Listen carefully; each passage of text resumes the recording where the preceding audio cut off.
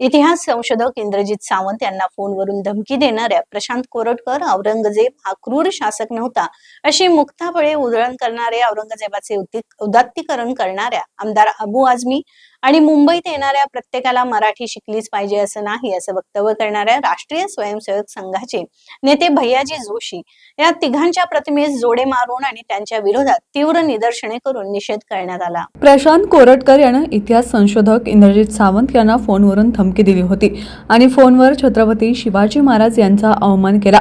आमदार अबू आझमी आणि राष्ट्रीय स्वयंसेवक संघाचे नेते भैयाजी जोशी यांनी केलेल्या वक्तव्याबद्दल शनिवारी करवीर तालुक्यातील उजगाव इथं ठाकरे पक्षातर्फे जोडे मारो आंदोलन करण्यात आलं। करवीर तालुका प्रमुख राजू यादव म्हणाले, भैयाजी देशमुख यांचं वक्तव्य हे संयुक्त महाराष्ट्राच्या लढ्यात 105 जणांनी आपल्या प्राणांची आहुती दिली त्यांचा अपमान आहे।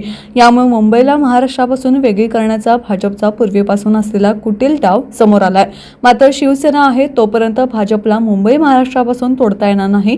प्रशांत कोरटकर यांना छत्रपती शिवाजी महाराज यांचा अवमान केला आहे। कोरटकर ज्या दिवशी कोल्हापुरात येईल तेव्हा त्याचं कोल्हापुरी पायतानानं स्वागत करण्यात येईल। औरंगजेब हा क्रूर शासक नव्हता अशी मुक्ताफळे अबू आझमी यानं उधळली आहेत। अबू आझमी यांची आमदारकी रद्द करून त्याला आजन्म कारावासाची शिक्षा करावी अशी मागणी राजू यादव यांनी केली। यावेळी उपजिल्हा प्रमुख पोपट दांगट, जिल्हा उपसमन्वयक विक्रम चौगुले, उपतालुका प्रमुख राहुल गिरुले, दीपक पाटील, उपशहर प्रमुख राजेंद्र पाटील, विराग करी, इमाम पठाण, सर्फराज मानगावकर, रजाक खलीफ, शिवसैनिक आणि पदाधिकारी उपस्थित होते।